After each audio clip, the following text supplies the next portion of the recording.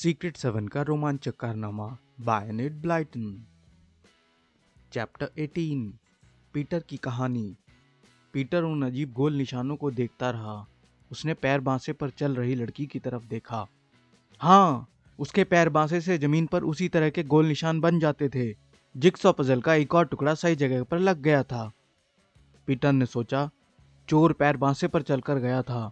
वह अपने साथ पैर बांसे ले गया था ताकि इससे उसे दीवार पर चढ़ने पे मदद मिले। मुझे कॉलिन के पास जाकर उसे यह बताना चाहिए। वह भागकर वहां गया जहां कॉलिन उसका इंतजार कर रहा था। उसने कहा, कॉलिन, कॉलिन, मैंने एक बहुत रोमांचक चीज पता लगा ली है।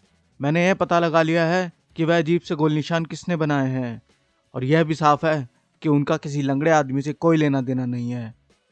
तो फिर वो किसने बनाए हैं? कॉलिन ने हैरानी से पूछा। पैर बांसे ने, पीटर ने कहा। पैर बांसे के निचले हिस्से ने। चोर पैर बांसे पर चल रहा था ताकि वह उसकी मदद से आसानी से ऊंची दीवार पर चढ़ सके। कितना चतुराई भरा विचार था। लेकिन उसने ऐसा कैसे किया? कॉलिन ने हैरानी से पूछा। चलो, अब हमें घर चलना चाहिए पीटर। बहुत देर हो चुकी है। मैं मुश्किल में फंस जाऊंगा। मैं बहुत थक भी चुका हूं। मैं भी, पीटर बोला। हम आज रात को इस बारे में अब कोई बातचीत नहीं करेंगे। हम इस बारे में सोचते हैं और कल सुबह मीटिंग करते हैं। मैं कल सुबह ही जेनेट को भेजकर सबको मीटिंग की खबर करवा दूंगा। सच तो यह है कि मैंने अभी तक सोचा नहीं है कि चोर पैर भांसे से दीवार पर चढ़ा कैसे होगा। कॉलिन ने थकान भरी जमाई ली। उसे लग रहा था कि उसे अब किसी बारे में सोचने की कोशिश नहीं करनी चाहिए। कारवां से गिरने की वजह से उसे चोट लगी थी। उसका सिर जमीन पर बहुत जोर से टकराया था। वह पूरे होशो हवास में नहीं था। अब तो वह बस इतना चाहता था कि बिस्तर में घुसकर जल्दी से सो जाए। जब पीटर घर पहुंचा तो जेनेट गहरी नींद में सो रही थी, इसलिए उसने उसे जगाया नहीं। वह पलंग पर लेटते समय सोच रहा था कि वह हर चीज पर अच्छी तरह से विचार करेगा, लेकिन वह ऐसा नहीं कर पाया क्योंकि थकान के कारण वह तत्काल सो गया। सुबह उसने जेनेट को रात की रोमांचक घटनाओं के बारे में एक भी शब्द नहीं बताया। उसने उसे बाकी लोगों के पास भेजकर मीटिंग की खबर भिजवाई। सभी आश्चर्य से यह सोच रहे थे कि आखिर क्या हुआ होगा। एक के बाद एक सभी ने पासवर्ड बोला, एडवेंचर, और सभी अंदर आ गए। कॉलिन सबसे आखिर में आया क्योंकि वह देर से सोकर उठा था। पैम ने उत्सुकता से पूछा, कल रात को क्या हुआ? क्या तुमने मोतियों का हार खोज लिया? क्या तुमने चोर का पता लगा लिया? पीटर ने विजयी भाव में कहा, हमें मोतियों का हार तो नहीं मिला, लेकिन हमें बाकी सब कुछ पता चल गया है। अच्छा? कॉलिन ने हैरानी से कहा।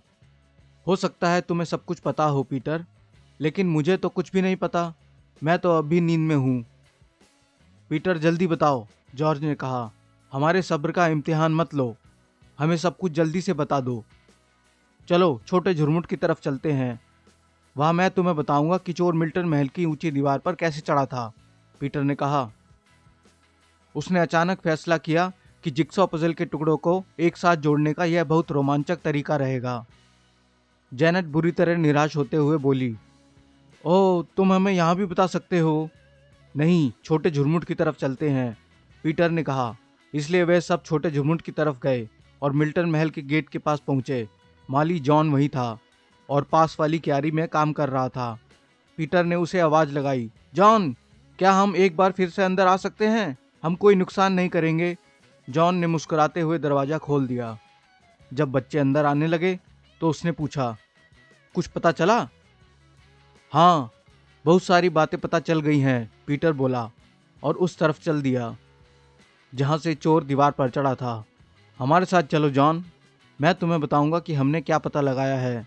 ठीक है, लेकिन पहले मैं इस कार के अंदर आने के लिए गेट तो खोल दूं, जॉन ने कहा, क्योंकि एक बड़ी काली कार बाहर हॉर्न बजा रही थी। बच्चे जल्दी ही पहले वाली जगह पर पहुंच गए। अब देखो, पीटर ने कहा, हुआ यह था, चोर पैरबांसे पर चलना जानता था, इसलिए उसे बस इतना करना था कि वह इस दीवार के बाहरी हिस्से तक आए, अपने पैर बांसे पर चढ़े, दीवार के पास पहुंचे, इसकी मुंडेर तक झुके, अपने पैर बांसे से बाहर निकले और दीवार पर बैठ जाए। फिर वह अपने पैर बांसे को दीवार पर से उठाता है और इस नर्म जमीन पर उनके सहारे चलता है। और वह जमीन पर उतरकर अपने पैर बांसे बागड़े के पास छिपा देता है। आगे बोलो, जेनेट ने उत्सुकता से कहा। वह घर के अंदर जाता है, हार निकालता है और दोबारा दीवार के पास आता है, पीटर ने कहा। वह एक बार फिर से अपने पैर बांसों पर चढ़ता है और चलकर दीवार के पास जाता है और वह पैर बांसों के अजीब से गोल निशान पीछे छोड़ जाता है। वाह, तो यह निशान पैर बांसे के हैं, पैम ने कहा। हाँ, और जब चोर दीवार पर चढ़ता है तो उसकी टोपी पेड़ पर एक ऊंची डाल में उलझ जाती है, पीटर ने आगे कहा। वह उसे वहीं छोड़ देता है क्योंकि वह उसे निकालने में अपना समय बर्बाद नहीं करना चाहता था। उसका एक मोजा पत्थर की नोक में उलझ जाता है, जिससे थोड़ा सा ऊन खिंच जाता है। फिर वह दीवार के ऊपर चढ़कर दूसरी तरफ कूद जाता है। मैंने उसके कूदने की आवाज सुनी थी, कॉलिन बोला। लेकिन पीटर, जब मैंने उसे देखा था तो उसके पास पैर बांसे नहीं थे। उसने पैर बांसों का क्या किया? आखिर उसने पैर बांसों का क्या किया होगा? कहीं ना कहीं तो छिपाए होंगे। इसका पता अगली स्टोरी में लगेगा कि पैर बांसे कहाँ गए, चोर कौन था। तब तक के लिए अगली स्टोरी का वेट कीजिए and subscribe to my channel. Bye bye.